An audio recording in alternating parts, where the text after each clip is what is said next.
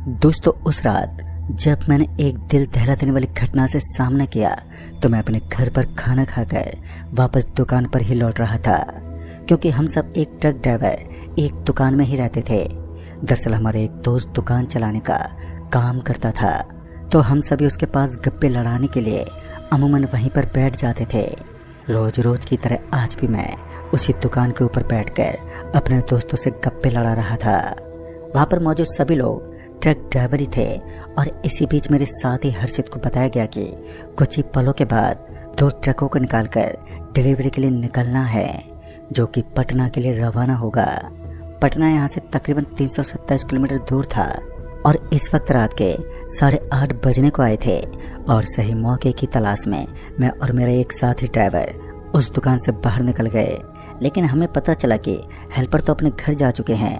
जब हमने मालिक को सूचित किया कि हेल्पर यहाँ पर मौजूद ही नहीं है, तो उन्होंने बताया कि हेल्पर की ओर से कोई काम ही नहीं है, बस ट्रक के अंदर सामान लोड किया गया है और बस किसी भी हालत में आज की रात डिलीवरी को पटना पहुँचाना है और सुबह 6 बजे से पहले इस काम को करना होगा, जिस पर तुम लोगों को अच्छा खासा डिस्काउंट भी मिलेगा। अब चाहे हमें डिस्काउंट मिले या फिर ना मिले, लेकिन काम तो करना हमारा कर्तव्य था। लिहाजा उसी समय बिना वक्त गवाए मैं अपने साथी ड्राइवर हर्षित के साथ डिलीवरी करने के लिए तैयार हो गया। हम ट्रक में बैठे तो पहली बार मालिक हमारे पास पहुंचा और हमसे कहने लगा कि देखो, आज रास्ता थोड़ा अलग है, इसलिए संभल कर जाना और याद रहे दोनों एक साथ ही रहना। उस सर्द मौसम का माहौल बड़ा ही बेचैन करने वाला था। जब ट्रक से हाथ को बाहर निकालते तो हाथ के ऊपर ओस पड़ने लगती, हाथ पूरा गीला गीला होने लगता और ट्रक के कांच पर भी धुंध से छा रहे थे। ऐसे में ट्रक को सही से ड्राइव करना बड़ा ही मुश्किल हो रहा था। बार बार ट्रक को साइड में रोककर कांच के आगे से उसे पहुंचना पड़ता। सड़क पर सरपट भागते ट्रक के विंडो भी अब भीग चुके थे। ट्रक के आगे एक छोटा सा कपड़ा रखा हुआ था, तो मैंने उस कपड़े को उठाया और ट्रक के साइड विंडो को पोंछने लगा। लेकिन बातों ही बातों में मुझे हर्षित का ख्याल ही नहीं आया। मैं हर्षित के बारे में भूल चुका था कि वो भी अपनी ट्रक लेकर मेरे पीछे पीछे आ रहा होगा। जब मुझे याद आया तो मैं उसे कॉल करने लगा, लेकिन उस इलाके में नेटवर्क ही गायब था। जब मुझे लगा कि हर्षित मुझसे कुछ ज़्यादा ही पीछे छूट गया है, तो मैं अपने ट्रक के साथ वहीं पर सड़क के किनारे खड़ा हो गया। करीब 15 मिनट तक इंतज़ार करने के बाद भी उसका कोई ठिकाना नहीं था और इसी बीच मुझे किसी के दर्द से कराने की आवाज़ सुनाई दी। ये आवाज़ मेरे आसपास से आ रही थी, जिस कारण मेरे कान खड़े हो गए। पहले तो मैं इधर उधर देखता रहा, लेकिन कोई भी दिखा नहीं। लेकिन बाद में मुझे ऐसा लगा कि ये आवाज़ तो मेरे ट्रक के जस्ट नीचे से आ रही है और उस समय मेरे हाथ में एक छोटी सी टॉर्च थी, तो मैं उस टॉर्च को लेकर ट्रक के नीचे झुका तो मैंने देखा कि वहाँ पर एक आदमी लेटा हुआ था। हालांकि अच्छी बात तो ये थी कि वो सुरक्षित था। अब मुझे राहत तो मिली, लेकिन ये समझ नहीं आ रहा था कि आखिर ये आदमी ट्रक के नीचे कैसे पहुंचा। पर इस बार जब तक मैं उस आदमी को ट्रक के नीचे से निकलने को बोल पाता कि तभी हर्षित अपनी ट्रक लेकर पहुंच गया। उसके ट्रक को देखते ही मुझे काफ़ी राहत मिली। हर्षित से मिलने के बाद मैंने तुरंत ही निकलने का सोचा और मैं वापस ट्रक में बैठा। लेकिन फिर मुझे याद आया कि वो आदमी तो मेरे ट्रक के नीचे घुसा हुआ है। तभी मैं उसे वहाँ से हटाने के लिए तुरंत ही अपने ट्रक से नीचे उतर गया और फिर ट्रक के नीचे देखने लगा। लेकिन कुछ सेकंड के लिए मैं हैरान रह गया, क्योंकि अब तो वहाँ पर कोई भी नहीं था और हर्षित मेरा ही इंतज़ार कर रहा था। और वो साथ ही ज़ोर से आवाज़ देते हुए बोला, अरे कृष्ण भाई, तुम अभी भी यहीं पर ठहरे हो? तभी मैं हर्षित के पास गया और उसे उस आदमी के बारे में बताया। तभी हर्षित ने मेरी बातों पर हंसते हुए कहा, अरे भाई साहब, आपको कोई वहम हुआ है? इतनी रात को आखिर कौन होगा जो ट्रक के नीचे आने का साहस कर सके? हाँ, वो बात तो ठीक है, मैं भी यही सोच रहा हूँ, पर अभी अभी मैंने किसी को देखा था। तभी हम दोनों ने ट्रक के नीचे काफ़ी देर तक छानबीन की, लेकिन हमें वहाँ पर कोई भी नज़र ही नहीं आया।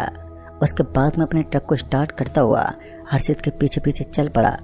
फिर तकरीबन 1.5 घंटे सफ़र काटने के बाद अब मुझे सिगरेट पीने का मन होने लगा। ऊपर से चारों ओर कोई ढाबा भी नज़र नहीं आ रहा था जहां अपने ट्रक को रोक सकें। फिर कुछ समय बीतने के बाद मालखाट नामक एक स्थान गुजरा और उस स्थान के गुजरते ही हमें एक बहुत छोटा सा ढाबा दिखा जिसके पास एक हल्की रोशनी जल रही थी। मैंने हर्षित को फ़ोन किया और उसे उसी ढाबे के पास रुकने को कहा। ताकि हम उस ढाबे के पास रुककर या तो कुछ खा सकें या फिर सिगरेट पी सकें। उसने भी वैसा ही किया।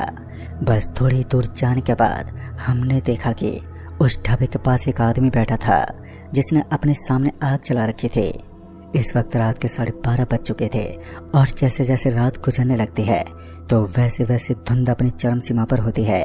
धीरे धीरे सामने का दृश्य भी मुश्किल से दिखाई दे रहा था और धुंध गहरी होती जा रही थी।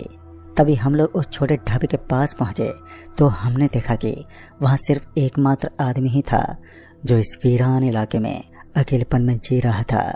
तभी मैं उस आदमी के करीब पहुंचा और बोल पड़ा, अरे भाई साहब, एक सिगरेट मिल सकती है? तभी उस आदमी ने अपनी मुंडी को नीचे झुकाया, यानी कि उसके पास वो सामान था जो हमें चाहिए था। वो सीधा दुकान में गया और जब वो वापस दुकान से बाहर निकला तो उसके हाथ में सिगरेट की एक डिब्बी थी। वो उस डिब्बी को लेकर हमारे पास पहुंचा और वहीं पर बैठने का इशारा किया। तभी हर्षित हल्की सी आवाज़ में बोला, यार तुझे ये शख्स काफ़ी अजीब नहीं लग रहा है? इसकी हरकतें तो बड़ी ही अजनबी की तरह लग रही हैं। तभी मैंने भी उसकी हाँ में हाँ मिलाई, पर तब तक उस आदमी ने कहा, यहाँ सब कुछ ऐसा ही है, आपने अपनी जान जोखिम में डाल दी है। आपको यहाँ नहीं आना चाहिए था। अभी तो आप जिंदा हैं क्योंकि अग्नि के सामने बैठे हैं। अगर मैं और ये अग्नि का ताप यहाँ मौजूद नहीं होता तो अब तक आप दोनों की डेड बॉडी सड़क के बीचों बीच पड़ी होती। उस आदमी के कहे गए ये शब्द हमें डराने के लिए काफ़ी थे, लेकिन हर्षित डरने के बजाय थोड़ा चौकन्ना हो गया और उठते हुए बोला, कौन हो तुम और क्या चाहते हो? हर्षित की इस बात से उस आदमी पर कोई फर्क ही नहीं पड़ा। वो अभी भी एक हल्की सी मुस्कान देते हुए बस वहीं पर स्थिर बैठा रहा, लेकिन इस बार हर्षित ने हद पार कर दी। उसने उस आदमी की शर्ट को पकड़कर उसे जोर से हिलाने की कोशिश की। तभी बीच बचाव करके मैंने किसी तरह हर्षित को शांत किया, लेकिन अब अपनी ज़िंदगी की सबसे बड़ी गलती करके हर्षित पछताने के लायक भी कहाँ था। उसके बदन में दर्द शुरू हो गया। हर्षित को अचानक इस तरह बदन में दर्द होता देख मुझे भी कुछ सूझ नहीं रहा था। तभी वो हल्की सी कराहने की आवाज़ में बोला, आप मेरे अंदर चलने तक की हिम्मत नहीं है, मुझे कहीं नहीं जाना, अब मैं यहीं पर बैठ जाऊंगा। उसका पूरा बदन टूट सा चुका था। वो उस आग के पास बैठकर दर्द से कराहने लगा। दूसरी तरफ मैं उसका हाथ पकड़कर उसे आश्वासन दे रहा था। हर्षित की हालत बिगड़ती जा रही थी और दूसरी तरफ मैं उस आदमी से मदद की गुहार लगा रहा था, लेकिन वो मेरी बात को सुनने के लिए बिल्कुल भी तैयार ही नहीं था। फिर वो आदमी एक भारी आवाज़ में बोला, अब तो तुम लोग गोल आकार के भयानक चक्रव्यूह के अंदर फंस चुके हो। तुम्हारे दोस्त ने मेरे ऊपर हाथ उठाने की हिम्मत की है, अब इतनी जल्दी इसको माफ़ कहाँ कर सकता हूँ मैं। और फिर तभी मैंने उस आदमी का असली चेहरा देखा जो कि पूरा झुलसा हुआ था। आग के सामने बैठा वो शख्स अब किसी भयानक शैतान के रूप में तब्दील हो चुका था। उसका जबड़ा फटा हुआ था और मैं उसके सामने हाथ जोड़ने लगा। तभी उसने कहा कि चिंता मत करो, मैं तुम्हें कोई नुकसान नहीं पहुंचाऊंगा, लेकिन आज की रात तुम्हें यहीं खतरों से लड़ना होगा, क्योंकि तुम्हारी ज़िंदगी बचाने का एकमात्र यही रास्ता है। अगर तुमने इस आग के पास से खड़े होकर दूसरी तरफ जाने की हिम्मत की तो फिर यह गोल आकार का घेरा तुम्हें कभी भी ख़त्म कर सकता है।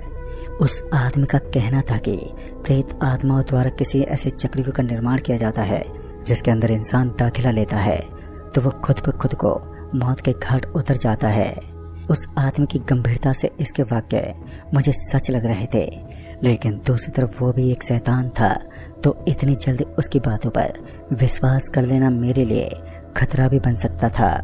और जब उस शैतान को लगा कि उसके चेहरे से मुझे खौफ लग रहा है तो उसने मुझसे कहा, चिंता मत करो, मैं तुम्हें कुछ नहीं करूँगा, क्योंकि मैं भी इसी तरह राक्षसों के चंगुल में फंस चुका हूँ। उस आदमी ने अपने शरीर पर ओढ़ी हुई काले कंबल को हटाया तो मैंने देखा कि उसका पूरा बदन आग से जला हुआ था।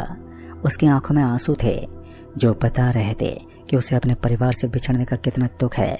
और उस आदमी के बताए अनुसार मुझे किसी भी हालत में अपनी जगह से उठना नहीं है, चाहे कुछ भी हो जाए। पर मेरा सहकर्मी हर्षित पूरी तरीके से दर्द से कराता हुआ आग के पास बेहोश हो चुका था। अब मैं उस आदमी के साथ बातों में मग्न हो गया। डर की सारी बातें आज ही वो मेरे कानों में फूंकने वाला था। लगभग 2 या 3 घंटे तक मैं उसकी बहस सुनता रहा, लेकिन उसके बाद जो हुआ उसने तो मेरे शरीर में सनसनी मचा दी, क्योंकि कुछ समय के बाद वो आदमी अचानक ही हवा में धुआं हो गया और अब मैं अकेला बच गया था। मेरे चारों ओर मुझे 7 लोग नजर आए। उन 7 लोगों के हाथ में अजीब अजीब हथियार थे। किसी के हाथ में खून से सना हुआ चाकू नजर आ रहा था, तो किसी के हाथों में किसी की कटे हुए मुंडे दिखाई दे रहे थे। उन सभी का रूप बहुत ज़्यादा भयानक था।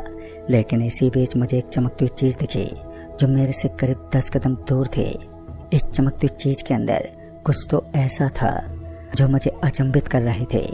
अभी मैं उसी की तरफ देख रहा था कि मेरे पीछे से हर्षित की आवाज़ आई, भाई भाई मुझे बचा लो, ये लोग मुझे मार देंगे।